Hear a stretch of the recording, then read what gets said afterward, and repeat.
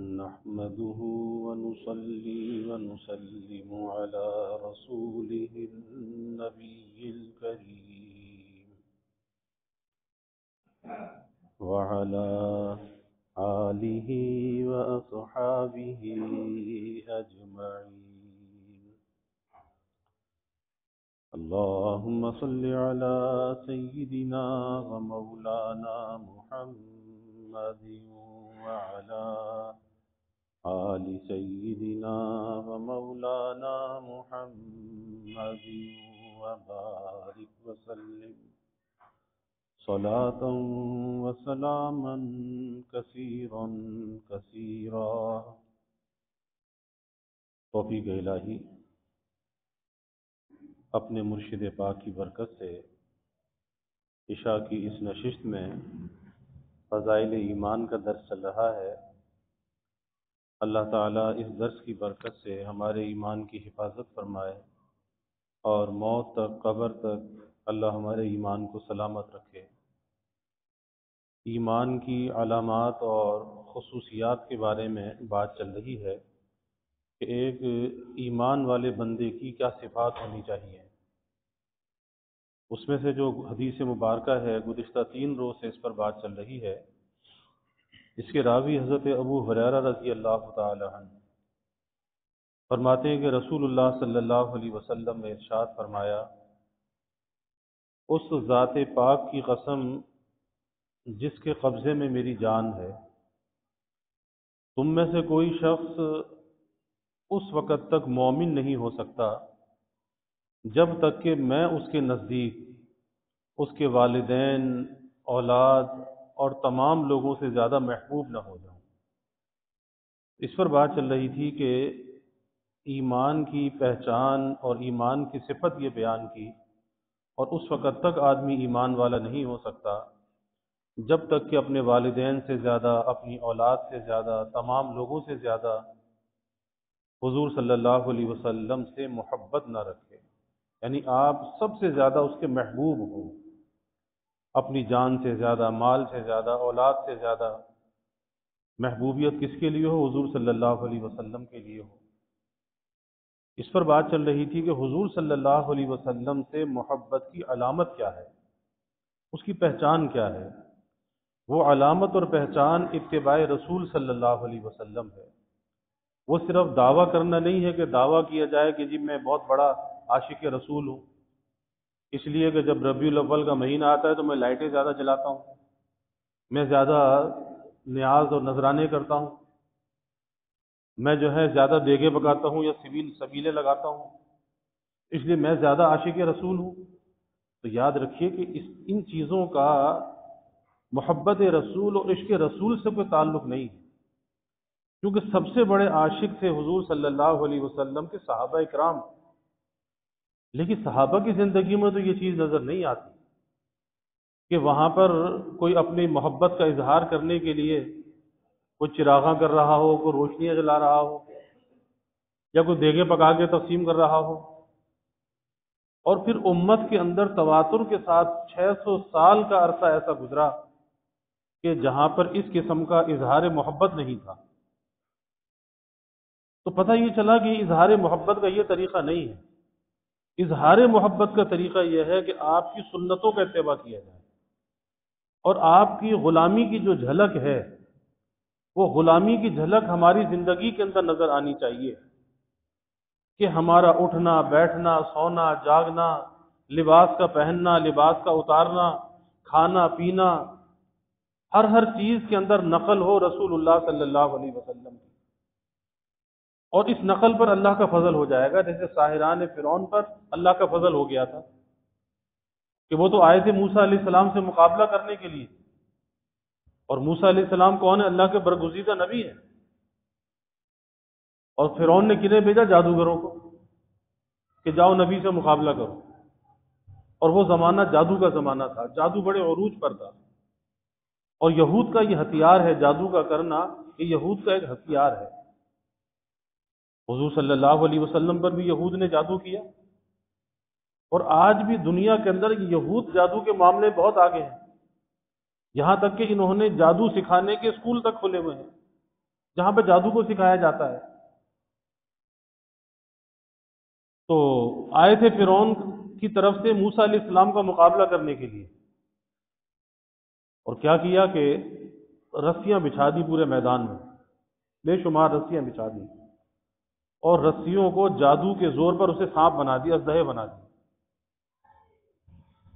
اللہ نے فرمایا موسیٰ علیہ السلام کے پاس عصا تھا جو ایک معجزہ تھا، کہا کہ اپنا عصا ڈال دو، اور جب عصا ڈالا وہ ایک اژدہا بن گیا، اور جب وہ اژدہا بنا تو موسیٰ علیہ السلام خود بھی سہم گئے کہ یہ کیا ہوا، لیکن اس اژدہے نے سارے سانپوں کو کھا لیا۔ تو وہ جو جادوگر تھے نا وہ سمجھ گئے کہ یہ اللہ کا سچا نبی ہے، بس کہا جی ہم تو موسیٰ کے رب پر ایمان لاتے ہیں، ایمان لے آئے۔ تو فرعون نے بہت ڈرایا، بہت دھمکایا کہ میں تمہارے ساتھ یہ کروں گا وہ کروں گا۔ کہا کہ اب تجھے جو چاہے کرنا ہے کر لے، لیکن ہم ایمان کو چھوڑنے والے نہیں، کیونکہ ایمان ایک ایسی حقیقت ہے، ایک ایسا نور ہے کہ جب وہ دل کے اندر آ جاتا ہے اللہ سینے کو کھول دیتا ہے، اور پھر ایمان اندر آنے کے بعد پھر انسان اپنی جان کی پرواہ نہیں کرتا، لیکن اپنے ایمان کو قربان نہیں کرتا، جان کو قربان کر دیتا ہے۔ تو وہ فرعون کی دھمکیوں سے بھی مغلوب نہیں ہوئے، اور فرعون کون تھا؟ اس زمانے کا بادشاہ تھا، حاکم تھا، کہتا تھا انا ربکم الاعلی۔ تو موسیٰ علیہ السلام نے اللہ سے یہ عرض کیا کہ یا اللہ، یہ جو مقابلہ تھا یہ تو فرعون سے تھا، تو فرعون کو تو ہدایت نہ ملی اور ایک جادوگروں کو ہدایت مل گئی۔ تو اللہ نے فرمایا کہ موسیٰ یہ جادوگر جو آئے تھے نا تیری تشبہ کے ساتھ آئے تھے، تیری وضاحت تیرا جیسا لباس پہن کر آئے تھے، تو مجھے حیا آئی کہ جو تیری تشبہ کو اختیار کرے خالی واپس چلا جائے۔ تو جادوگروں پر کس لیے فضل ہوا؟ اس لیے فضل ہو گیا کہ انہوں نے موسیٰ علیہ السلام کی تشبہ کو اختیار کیا تھا، اس نقالی کو اختیار کیا تھا، ان جیسا لباس پہن کر وہ آئے تھے۔ اسی طرح آج بھی جو اپنے نبی صلی اللہ علیہ وسلم کا اتباع کرے گا، اپنی زندگی میں اللہ آپ کی سنتوں کو لے کر آئے گا، آج بھی اللہ کا فضل اس پر متوجہ ہو جائے گا، اللہ کی نظر کرم، نظر عنایت ہوگی، کیونکہ وہ اللہ کا محبوب بن جائے گا۔ قُلْ إِن كُنتُمْ تُحِبُّونَ اللَّهَ فَاتَّبِعُونِي يُحْبِبْكُمُ اللَّهُ۔ فَاتَّبِعُونِی کا ثمرہ کیا ہے؟ يُحْبِبْكُمُ اللَّهُ ہے کہ جو آپ کا اتباع کرے گا وہ اللہ کا محبوب بن جائے گا۔ اور ایک بات کا بڑا خیال رکھنا چاہیے، جیسے کل میں عرض کر رہا تھا کہ سنت کے بارے میں ہلکا پن، استخفاف وہ دل کے اندر نہیں ہونا چاہیے۔ اگر کسی سنت پر عمل نہیں بھی ہو رہا، جب بھی سنت کی عظمت دل کے اندر رکھنی چاہیے کہ بھئی یہ میرے نبی کا طریقہ ہے، چاہے میری کوتاہی ہے، میں اس پہ عمل نہیں کر رہا، لیکن میرے نبی کا طریقہ بہت اونچا ہے، بہت اعلیٰ ہے۔ اسی طرح سنت کی مخالفت سے بچنا چاہیے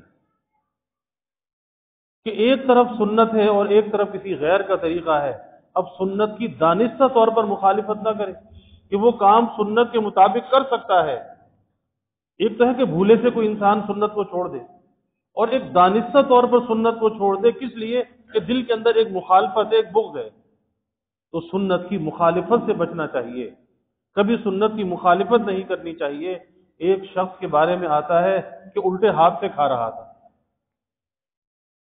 تو اللہ کے حبیب صلی اللہ علیہ وسلم نے فرمایا کہ بھائی سیدھے ہاتھ سے کھا، الٹے ہاتھ سے کیوں کھاتا ہے؟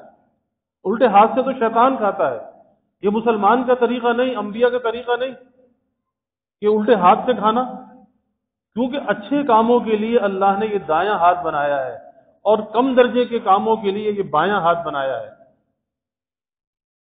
اس شخص نے کیا جواب دیا؟ اس شخص نے جواب دیا کہ میں دائیں ہاتھ سے نہیں کھا سکتا، میں الٹے ہاتھ سے ہی کھاؤں گا۔ اللہ کے حبیب صلی اللہ علیہ وسلم نے فرمایا کہ اب تو کبھی دائیں ہاتھ سے نہیں کھا سکے گا۔ اور پھر ایسا ہی ہوا کہ اس کا دایاں ہاتھ منہ تک نہیں جاتا تھا۔ کیا ہوا کہ بددعا لگی اللہ کے حبیب صلی اللہ علیہ وسلم کی، کس وجہ سے؟ اسے سنت کی مخالفت کی۔ اس لیے بچپن سے اپنے گھر کا ماحول ایسا بنانا چاہیے کہ چھوٹے چھوٹے بچوں کو سنت کی عادت ڈالو، اور اس بچپن کی عمر میں جس سانچے کے اندر بچے کو ڈھال دیں گے بچہ اس سانچے میں ڈھل جائے گا، ساری زندگی وہ عادتیں پختہ ہو جائیں گی۔ آج گھروں کے اندر بے برکتی کا رونا رویا جاتا ہے۔ اس بے برکتی کے کچھ اسباب ہیں، اور ان اسباب میں سے ایک سبب یہ بھی ہے کہ گھر والے ایک دسترخوان پر بیٹھ کر کھانا نہیں کھاتے۔ ایک بندہ آیا، اس نے پلیٹ میں کھانا لیا، وہ ایک ادھر بیٹھ گیا، ایک ادھر بیٹھ گیا، ایک ادھر بیٹھ گیا، ایک بچہ وہاں بیٹھا ہے، ایک بچہ وہاں بیٹھا ہے۔ تو اس طریقے سے جب کھانا کھایا جائے گا تو کھانے میں برکت کہاں ہوگی؟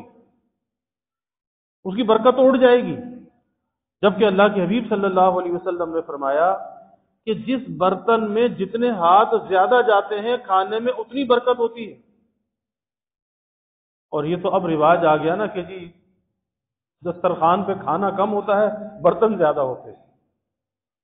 پہلا زمانہ تھا کھانا زیادہ ہوتا تھا، برتن کم ہوتے تھے۔ اب دسترخوان پہ برتن زیادہ ہیں، کھانا کم ہے، تو الگ الگ پلیٹوں میں نکال کے کھانے کا رواج تو اب ہے، اور پہلے تو ایک بڑے برتن میں نکال کے رکھا جاتا تھا، سب اسی میں کھاتے تھے، کھانے میں برکت بھی ہوتی تھی۔ تو اللہ کے حبیب صلی اللہ علیہ وسلم نے فرمایا کہ ایک برتن میں جتنے زیادہ ہاتھ جائیں گے اتنا زیادہ کھانے میں برکت ہوگی۔ اور فرمایا کہ جب مل کر کھانا کھاتے ہیں تو ایک کا کھانا دو کو کافی ہوتا ہے، دو کا کھانا تین کو کافی ہوتا ہے۔ جب آپس میں مل کر کھانا کھاتے ہیں تو یہ مل کر کھانے کی برکت ہے۔ پھر مل کر کھانے کے اندر ایک محبت اور ایک الفت پیدا ہوتی ہے۔ آج گھروں کے اندر نفرتیں ہیں، دلوں کے اندر بغض اور عداوت ہے۔ اس کا ایک سبب یہ بھی ہے کہ ایک دسترخوان پر بیٹھ کر سنت کے مطابق کھانا نہیں کھاتے۔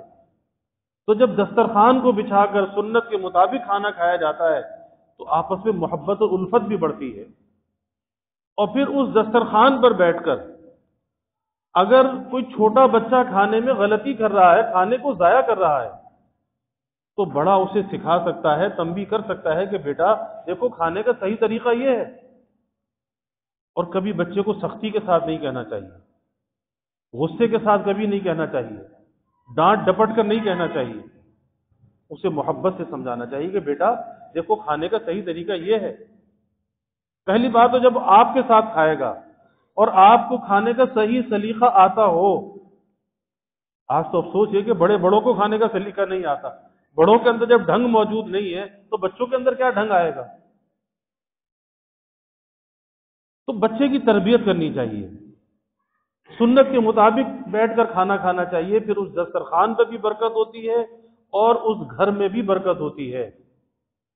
اور پھر کھانے سے پہلے اللہ کا نام لیا جائے، ہمارے نبی کی تعلیم کہ اگر اس کھانے کے شروع میں اللہ کا نام لے کر کھانا شروع کیا جائے تو کھانے میں برکت ہوتی ہے، اور اگر اللہ کا نام نہ لیا جائے تو آپ نے فرمایا کہ شیطان کھانے میں شریک ہو جاتا ہے۔ اب جس کھانے میں شیطان شریک ہو گیا، کیونکہ کھانے کی ایک ایسی ہوس ہوتی ہے نا انسان کو کہ جب کھانا سامنے آیا تو یہ بھی بھول گیا کہ اللہ کی نعمت ہے، بھائی اللہ کا شکر بھی ادا کروں، اللہ کا نام لے کر اس کھانے کو شروع کروں، اللہ نے مجھے یہ رزق دیا ہے۔ نہیں، جب آیا تو بس اٹھا کے شروع کر دیے۔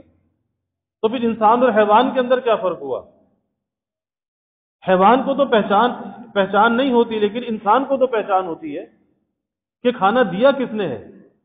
ارے جب ایک رب کی عطا ہے، رب کی نعمت ہے، بڑی قدردانی سے کھانے کی طرف دیکھو اور بڑی قدردانی کے ساتھ اس کو استعمال کرو، اس کے ذرے ذرے کی قدر کرو۔ تو اللہ کا نام لے کر کھانا شروع کرنا چاہیے، اور کھانے سے پہلے ہاتھ دھونے چاہیے۔ یہ کھانے کا وضو حدیث میں آتا ہے کہ کھانے کا وضو کیا ہے؟ کہ کھانے سے پہلے ہاتھ دھو۔ اگر پہلے کسی اور غرض سے بھی ہاتھ دھوئیں لیکن کھانے کے لیے پھر ہاتھ دھو، کیونکہ سنت ہے، سنت کا ثواب ملے گا۔ اور جب کھانے سے پہلے ہاتھ دھوئے جائیں تو اس کو کسی تولیہ سے، کسی رومال سے خشک نہ کیا جائے، یہ بھی سنت ہے۔ جب کھانے کے بعد ہاتھ دھوئے اسے تولیہ سے خشک کر لینا چاہیے، لیکن کھانے سے پہلے والے ہاتھ خشک نہیں کرنے چاہیے۔ اسی طرح کھانا شروع کرنا چاہیے، بیٹھ کر کھانا کھائے، دسترخوان بچھا کر کھانا کھائے، اللہ کا نام لے کر کھانے کو شروع کرے، اور دسترخوان پر بیٹھ کر دوسروں کا بھی خیال کرے، دسترخوان پر بیٹھ کر دوسروں کا بھی خیال کرے۔ یہ نہیں کہ میرا بھلا ہو جائے دوسرا چاہے بھوکا اٹھ جائے۔ میں واقعہ عرض کیا کرتا ہوں نا کہ حضرت مولانا حماد اللہ صاحب حالیجوی رحمۃ اللہ علیہ، تو ہمارے حضرت والد صاحب رحمۃ اللہ علیہ سنایا کرتے تھے، یہ فرماتے تھے کہ ایک دسترخوان پر چند لوگ مل کر کھانا کھاتے ہیں، کھانا بھی حلال ہوتا ہے، لیکن ایک آدمی دسترخوان سے نور لے کر اٹھتا ہے، ایک دسترخوان سے ظلمت لے کر اٹھتا ہے۔ کھانا حلال ہے، کھانے والے مسلمان ہیں، لیکن ایک دسترخوان سے نور لے کر اٹھ رہا ہے، ایک دسترخوان سے ظلمت لے کر اٹھ رہا ہے۔ وہ کس وجہ سے؟ وہ اس وجہ سے جو دسترخوان پر بیٹھ کر دوسروں کا خیال کر رہا ہے،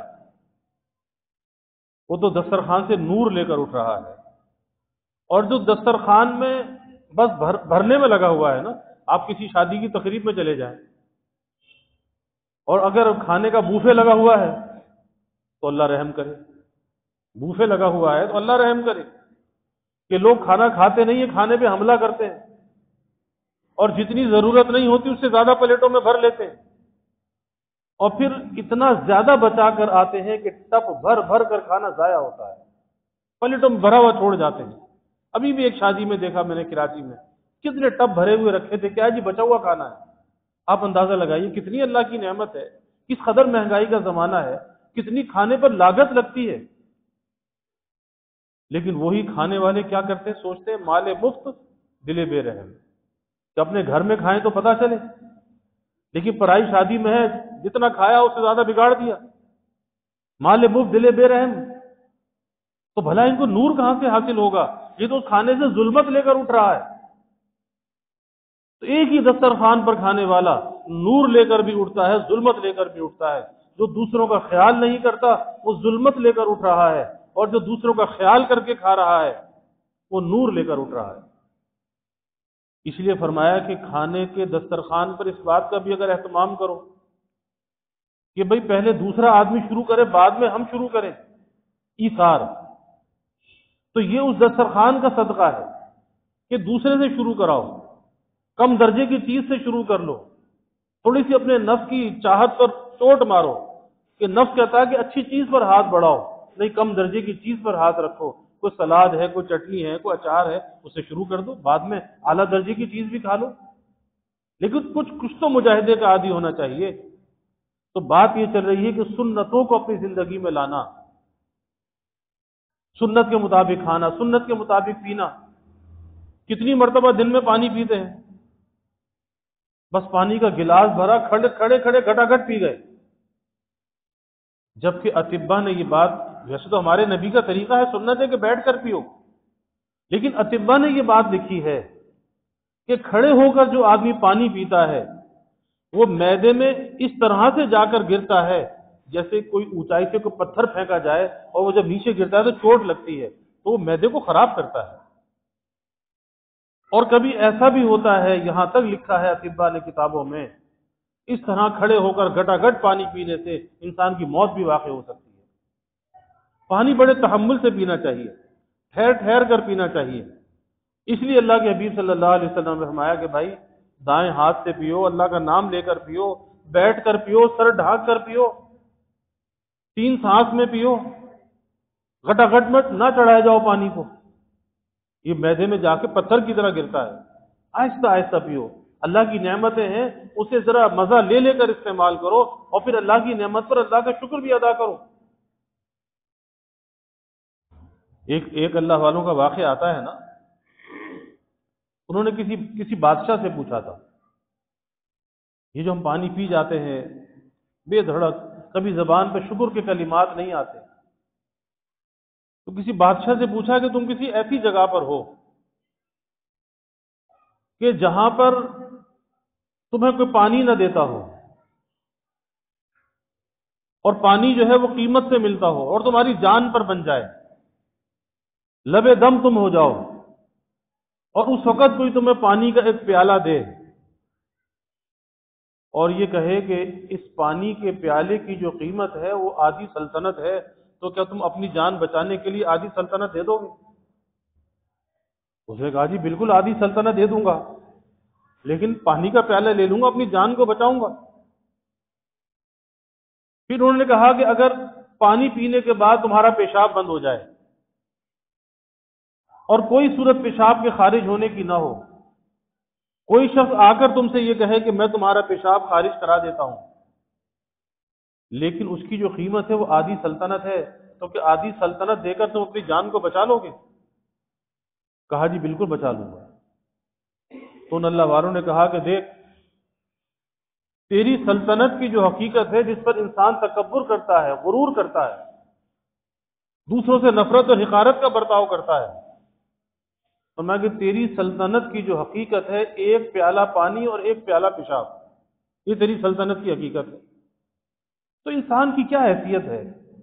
اس لیے میں یہ کر رہا ہوں کہ اپنی جن کاموں کو ہم روز مرہ انجام دیتے ہیں صبح سے شام تک، اگر سوچ سوچ کر فکر کے ساتھ کہ بھئی ہمارے نبی نے پانی کیسے پیا ہے، ہمارے نبی نے کھانا کیسے کھایا ہے، ہمارے نبی نے لباس کیسے پہنا ہے، لباس اتارا کیسے ہے، پیر میں جوتا کیسے پہنا ہے، کیسے اتارا ہے، بیت الخلاء میں کیسے گئے، کیسے باہر نکلے، مسجد میں کیسے داخل ہوئے، مسجد سے کیسے باہر نکلے، گھر میں کیسے داخل ہوئے، باہر کیسے نکلے، یہ تو روزمرہ کے کام ہیں نا، ہم سب کرتے ہیں۔ اگر ان کاموں کو سنت کے مطابق انجام دینے والے بن جائیں تو کتنا سنت کا نور آ جائے، کتنی زندگی کے اندر برکت آ جائے، کتنی وقت میں برکت آ جائے، رزق میں برکت آ جائے، زندگی کے اندر اطمینان اور سکون آ جائے۔ لیکن افسوس یہ کہ ہم محنت نہیں کرتے، بس ایک ڈگر پہ غفلت سے زندگی گزر رہی ہے۔ بچے چھوٹے سے بڑے ہو جاتے ہیں، کوئی تربیت نہیں ہوتی، کوئی ان کے اندر سلیقہ نہیں ہوتا، کوئی زندگی گزارنے کا ڈھنگ نہیں ہوتا، نہ کھانے کا پتہ، نہ پہننے کا پتہ، اور پڑھ بھی لیا جی کیا ہوا جی، گریجویٹ بچہ ہے، اس نے ماسٹرز کر لیا ہے، یہ تو پی ایچ ڈی کر رہا ہے، تو کھانے کا ڈھنگ تو اسے آتا نہیں۔ وہ جیسے ایک جاہل کا واقعہ حضرت تھانوی رحمۃ اللہ علیہ نے بیان کیا کہ بھئی اس کا بچہ انگریزی پڑھتا تھا، تو کسی نے پوچھا کہ بھئی تیرا بچہ جو ہے انگریزی پڑھتا ہے، کالج میں جاتا ہے، تو یہ تو بتا کہ اس کے اندر کوئی قابلیت آئی یا نہیں آئی؟ کہا کہ بھئی اور تو مجھے زیادہ نہیں پتا کہ اور قابلیت آئی یا نہیں آئی، لیکن اتنا ضرور ہے کہ اب کھڑے ہو کر موتنے لگا ہے، تو یہ قابلیت آئی۔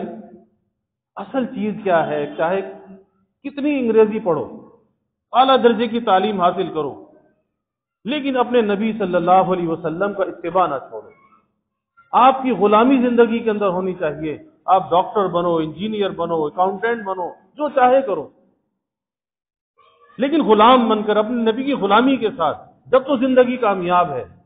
اور اگر یہ غلامی زندگی کے اندر نہیں، پھر وہی حال ہے دھوبی کا کتا گھر کا نہ گھاٹ کا، پھر کہیں کا بھی نہیں ہے یہ، کیونکہ غیر تو اسے قبول کرنے سے رہے، وہ تو پہلے ہی کہتے ہیں کہ یہ تو مسلمان ہے، اور آخرت میں وہاں بھی جوتے پڑیں گے، نہ ادھر کا رہا نہ ادھر کا رہا، نہ ادھر کے نہ خدا ہی ملا، نہ وصال صنم، نہ ادھر کے رہے نہ ادھر کے رہے۔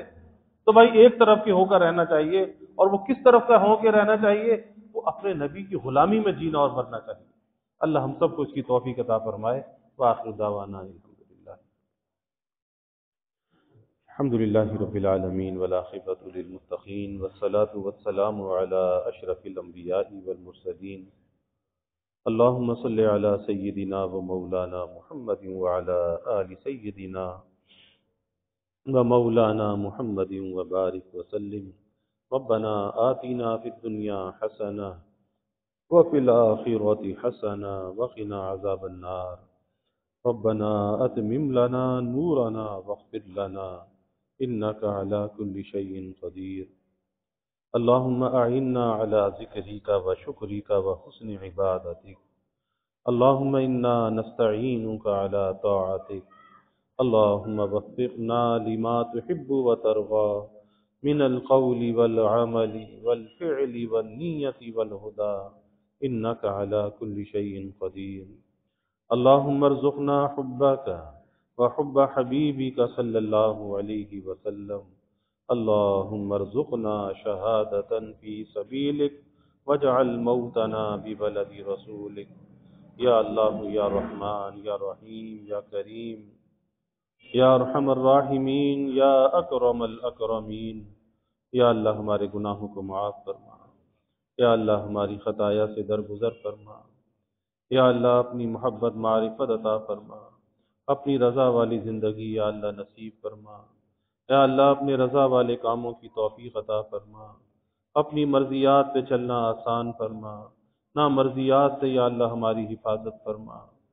یا اللہ پیارے نبی صلی اللہ علیہ وسلم کی تعلیمات پہ چلنے والا بنا، آپ کے طریقوں کی محبت عظمت یا اللہ ہمارے دلوں میں پیدا فرما۔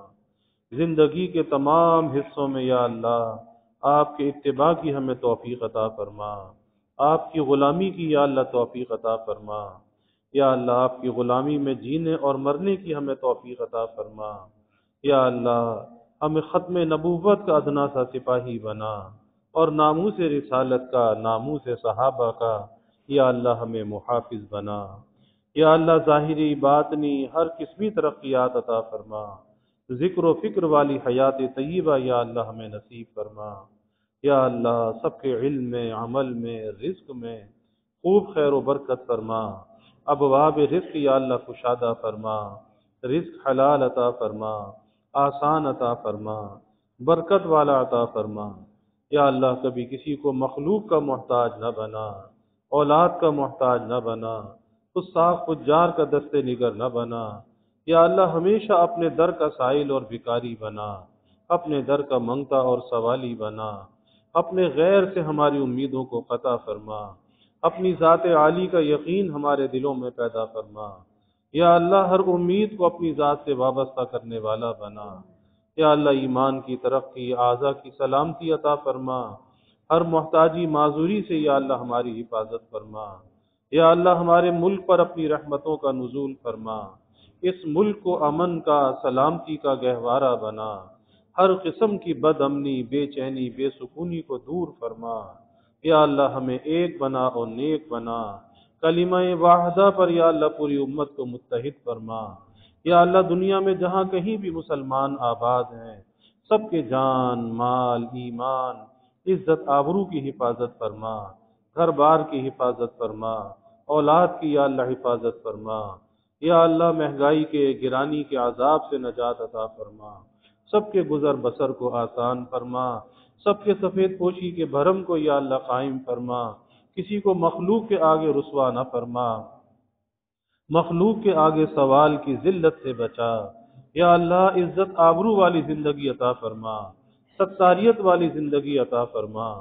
یا اللہ عفو و درگزر کا معاملہ فرما، سب کے گھروں کے ماحول کو جنت کا نمونہ بنا، آپس میں محبت الفت پیدا فرما، نفرت کو، عداوت کو دور فرما، بڑوں کا اکرام کرنے والا بنا، چھوٹوں پر شفقت کرنے والا بنا، خلق خدا سے درگزر کرنے والا بنا، اچھے اخلاق کا حامل بنا، اچھے کردار کا حامل بنا، اچھی گفتار کا حامل بنا۔ یا اللہ سب کی اولادوں کو نیک صالح بنا، آنکھوں کی ٹھنڈک بنا، والدین کے لیے راحت کا ذریعہ بنا، والدین کو اولاد کی خوشیاں دیکھنا نصیب فرما۔ یا اللہ جو بے اولاد ہیں نیک صالح اولاد عطا فرما، جو اولاد نرینہ چاہتے ہیں یا اللہ نیک صالح بیٹے عطا فرما۔ یا اللہ جو بچے بچیاں بے نکاح بیٹھے ہیں ان کے لیے نباہ والے جوڑ کے رشتے عطا فرما، تمام والدین کو اس فریضے سے سبکدوش فرما، والدین کی آنکھوں کو ٹھنڈک اور راحت عطا فرما۔ یا اللہ جو ہم نے مانگا وہ بھی عطا فرما، جو نہ مانگ سکے وہ بھی عطا فرما، ہمیشہ اپنے سے مانگنے والا بنا، ہمیشہ ہماری دعاؤں کو قبول فرما، اپنی بارگاہ میں مستجاب الدعوات بنا۔ ربنا تقبل منا انك انت السميع العليم وتب علينا انك انت التواب الرحيم وجزى الله عنا محمدا صلى الله عليه وسلم ما هو اهله وصلى الله تعالى وسلم على النبي الكريم آمين برحمتك يا ارحم